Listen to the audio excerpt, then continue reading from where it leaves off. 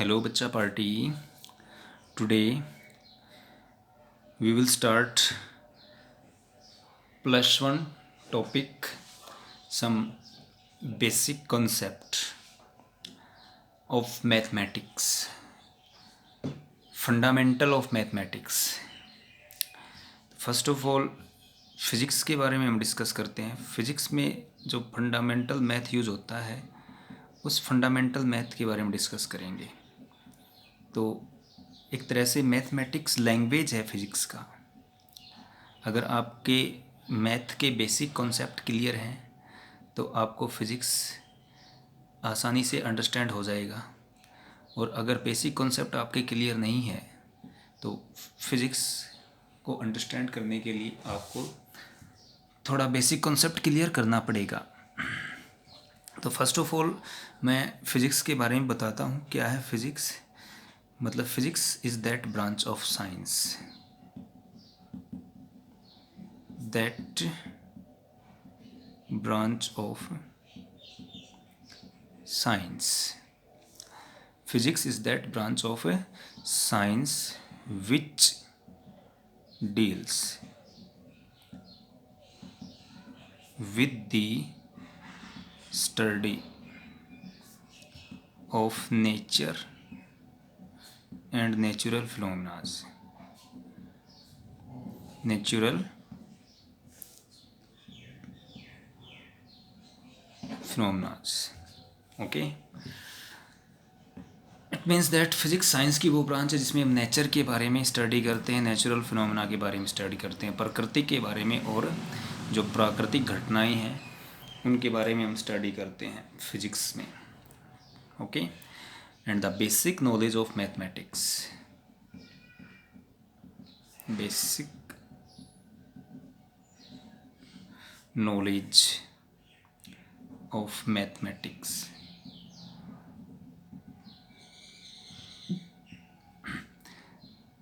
Basic knowledge of mathematics जिस प्रकार से, जैसे such as algebra,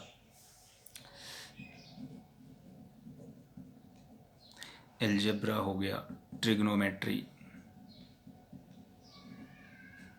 trigonometry, calculus, calculus, graph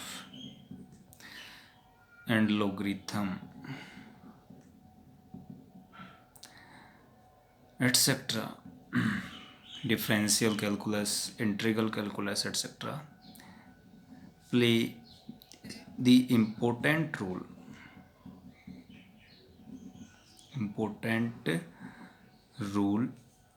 for better understanding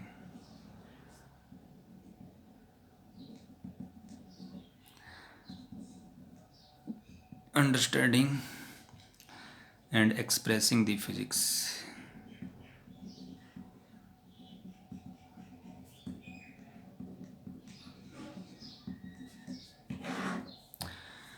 it means that basic knowledge physics की important role play करती है। Basic knowledge में जैसे अलजेब्रा की नॉलेज हो गई आपको, trigonometry, calculus, graph, logarithm etcetera important role play करते हैं फिज़िक्स को बेटर से बेटर अंडरस्टैंड करने के लिए और एक्सप्रेस करने के लिए। ओके, इसका मतलब मैथमेटिक्स एक तरह से लैंग्वेज हो गया। Mathematics is the language of physics. जैसे एग्जांपल लेते हैं, ओम्स लॉ आपने पढ़ा है। ओम्स लॉ में क्या होता है, किसी भी करंट कैरिंग कंडक्टर के क्रॉस पोटेंशियल अप्लाई करते हैं तो डायरेक्टली प्रोपोर्शनल होता है किसके, करंट के। प्रोपोर्शनलिटी साइन को रिमूव करते हैं तो कांस्टेंट ऑफ प्रोपोर्शनलिटी यूज़ करते हैं, जिसे कहते हैं resistance of conductor, V is equal to IR। Okay, ये है। इसी प्रकार आपने और एग्जांपल देखे होंगे, न्यूटन्स लॉ ऑफ ग्रेविटेशन पढ़ा होगा।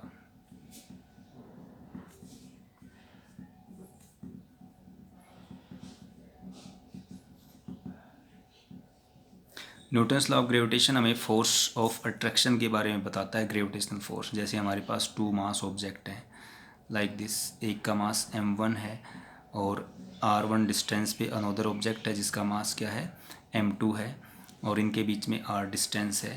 तो इनके बीच में जो फोर्स ऑफ अट्रैक्शन होगा, ग्रेविटेशनल फोर्स, वो प्रोडक्ट ऑफ मास के डायरेक्टली प्रोपोर्शनल होगा और inversely proportional to the square of distance कि इन्वर्सली ये आपके पास न्यूटन्स लॉ ऑफ ग्रेविटेशन है। इसका मतलब प्रोडक्ट का नॉलेज और डिवीज़न का नॉलेज यहाँ पे आपका यूज हो रहा है। प्रोपोर्शनलिटी साइन को हटाते हैं तो कांस्टेंट ऑफ प्रोपोर्शनलिटी यूज़ करते हैं और इसे कहते हैं हम ग्रेविटेशनल कांस्टेंट। इसकी वैल्यू हर जगह सेम रहती है। इट मीन्स दैट ये मीडियम पे किसी पे भी डिपेंड नहीं करता है। ओके, ये है हमारे पास मैथमेटिक्स का बेसिक नॉलेज। तो अब हम स्टार्ट करते हैं next, fundamental mathematics.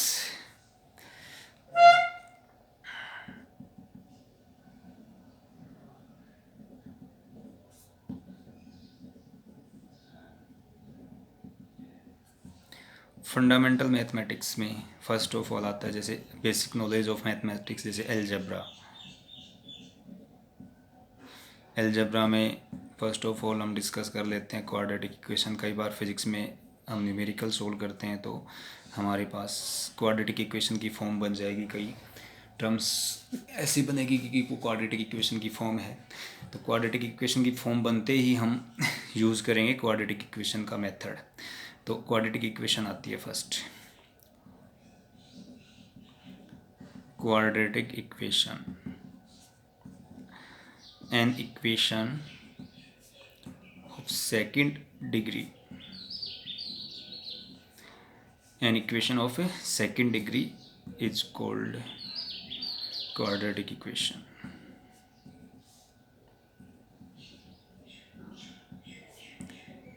Second degree की जो इक्वेशन होती है उसे हम क्वाड्रेटिक इक्वेशन कहते हैं। इसकी जो स्टैंडर्ड फॉर्म होती है वो होती है क्वाड्रेटिक इक्वेशन की ax² plus bx plus c equal to 0। यहाँ पे a क्या है, कोफिशिएंट है, x² का, b कोफिशिएंट है ऑफ x का, और c आपके पास क्या है, कांस्टेंट टर्म है। c हमारे पास कांस्टेंट टर्म है और x यहाँ पे वेरिएबल है, ठीक है, जिसकी वैल्यू हम डिटरमाइन करेंगे।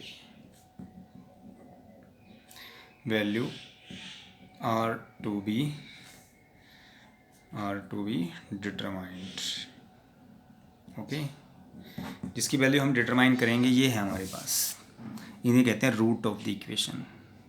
तो रूट ऑफ द इक्वेशन, तो रूट को फाइंड आउट करने के लिए हमारे पास फॉर्मूले होते हैं x is equal to -b plus -b² minus 4ac square root of this upon में 2a। इसे कहते हैं डिस्क्रिमिनेंट फार्मूला। क्या कहेंगे, डिस्क्रिमिनेंट फार्मूला। ओके, ये है हमारे पास क्वाड्रेटिक इक्वेशन को सोल्व करने की। तो हमने मान लिया कि alpha and beta are the root of equation. Alpha और बीटा रूट हैं इक्वेशंस के, तो सम होगा रूट का, sum of root alpha plus beta होगा alpha plus beta is equal to -b upon a, ठीक है ना। अल्फ़ा प्लस बीटा अगर रूट का सम लेंगे मतलब एक्स की वैल्यू एक तो पॉजिटिव आएगी, मतलब एक अल्फ़ा आएगी एक बीटा आएगी, दोनों पॉजिटिव हो सकती है, दोनों नेगेटिव भी हो सकते हैं, एक पॉजिटिव एक नेगेटिव, एक नेगेटिव एक पॉजिटिव, कुछ भी हो सकती है। लेकिन अगर हम रूट का सम लेंगे तो b अपॉन a के इक्वल आएगा। और अगर हम रूट का प्रोडक्ट लेंगे, product of root alpha into beta, ये आएगा c अपॉन a के इक्वल। ओके, ये होता है प्रोडक्ट ऑफ रूट। जैसे हम एग्जांपल लेते हैं, हमारे पास एक एग्जांपल है, सोल्व द इक्वेशन, इक्वेशन को सोल्व करना है। जैसे हमारे पास इक्वेशन है, सोल्व द इक्वेशन, इक्वेशन को सोल्व करना है 10x² माइनस 27x और प्लस 5 इक्वल टू 0। तो हम इस इक्वेशन को स्टैंडर्ड फॉर्म से कंपेयर करते हैं, ठीक है ना। तो compare above equation with standard form.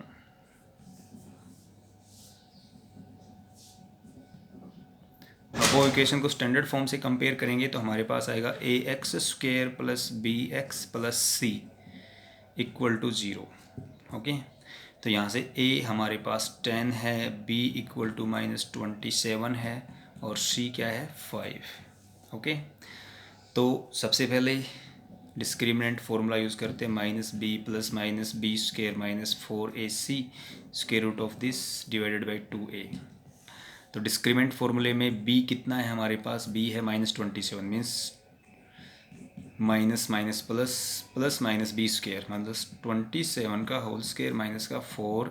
ए कितना है आपके पास, ए 10 है और सी कितना है 5। इसका square root divided by 2a, 2 into में 10। आ गया समझ में। अगर हम इसको सोल्व करेंगे तो हमारे पास आएगा x इज इक्वल टू 27, ये तो प्लस है, और प्लस -23 इसका स्क्वायर लेंगे और इसको इससे मल्टीप्लाई करेंगे। मल्टीप्लाई करने के बाद ये इसके स्क्वायर में से सब्ट्रैक्ट करेंगे तो हमारे पास आएगा 23। ओके, इसका स्क्वायर रूट लेंगे तो 23 आएगा और 23 अपॉन में 2 इंटू में 10। ओके, तो यहाँ पे दो वैल्यू होंगी, एक अल्फ़ा होगी, अल्फ़ा मानते हैं 27 प्लस 23 अपॉन में 20 और एक बीटा होगी, बीटा हमारे पास होगी 27 माइनस 23 अपॉन में 20। इन दोनों को सोल्व करते हैं तो अल्फ़ा इज इक्वल टू 27 प्लस 23 मीन्स 0, 2 प्लस 2 4 और प्लस 15/20, ये हमारे पास 5/2 आ गया और बीटा हमारे पास आ गया 27 में 23 गए तो 4/20 मतलब 1/5। ये हमारे पास रूट होंगे इक्वेशन की अल्फ़ा और बीटा के टर्म्स में। ओके, तो ये हमारे पास स्टैंडर्ड इक्वेशन हो गई क्वाड्रेटिक इक्वेशन। क्लियर है यहाँ तक? तो ये होती है क्वाड्रेटिक इक्वेशन। एक होती है बाइनोमियल थ्योरम, सेकंड हम करते हैं binomial theorem.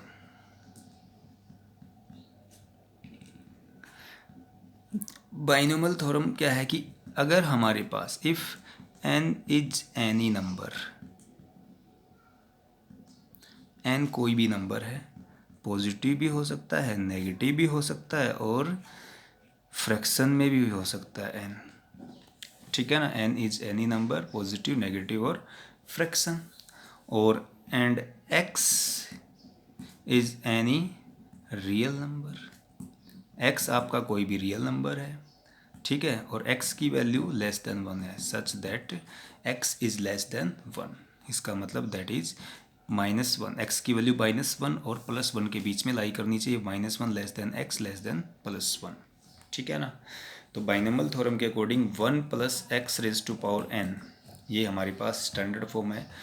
1 + x raise to power n हमारे पास होगा 1 + nx प्लस में n इंटू n-1 अपॉन में 2 फैक्टोरियल, ये x स्क्वेयर, और plus n into n-1 n-2 upon में 3 फैक्टोरियल, क्या बनेगा 3 फैक्टोरियल, ये x cube. It means that इस टर्म की पावर डिक्रीज करती जाएगी और इसकी पावर इंक्रीज करती जाएगी। ओके ओके, तो 1 की power first of all n, 1 की पावर n 1 है, 1 की पावर n 1 रहेगा।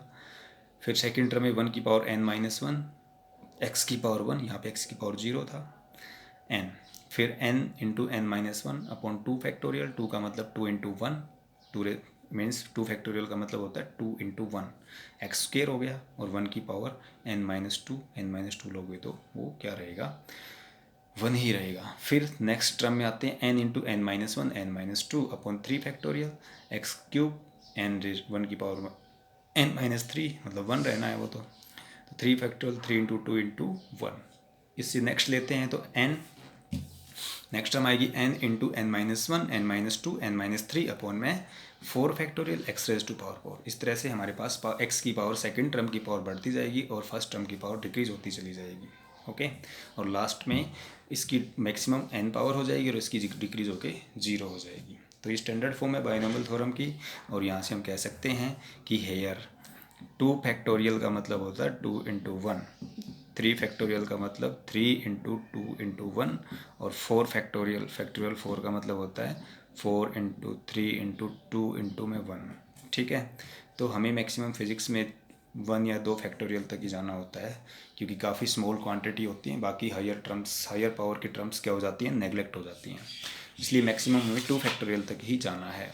ओके, अब हम यूज़ करते हैं, आगे देखते हैं। जैसे हमारे पास ये है कि हमने x की वैल्यू लेस देन 1, x की वैल्यू काफ़ी स्मॉल है, x की वैल्यू 1 से काफ़ी स्मॉल है, तो x इज़ लेस देन 1। तो उस केस में हम कह सकते हैं कि then only first 2 digit are significant.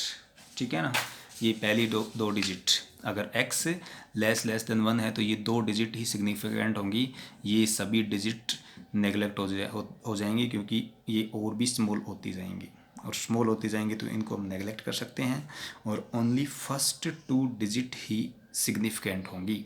तो हम इस टर्म को इस प्रकार से कह सकते हैं कि 1 plus X raise to power n is equal to 1 plus N X, ये हम ले सकते हैं।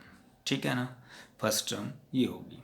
ओके, बाकी हायर पावर एक्स स्क्वेयर की, एक्स क्यूब की, वो क्या हो जाएंगी, नेगलेक्ट होती चली जाएंगी। क्लियर है, अगर 1 plus X raise to power minus N है तो जो पावर है वो मल्टीप्लिकेशन में 1 माइनस एन एक्स इतना यूज होता है। अगर 1 minus X raise to power plus N है तो 1 माइनस एन एक्स। अगर 1 plus X raise to power minus N है, sorry 1 minus X raise to power minus N है, तो ये भी 1 प्लस एन एक्स होगा। तो ये 3-4 फॉर्म बनती है बाइनोमियल थ्योरम की, स्टैंडर्ड फॉर्म बनती है। क्लियर है, जैसे हम एग्जांपल लेते हैं, variation of acceleration due to gravity.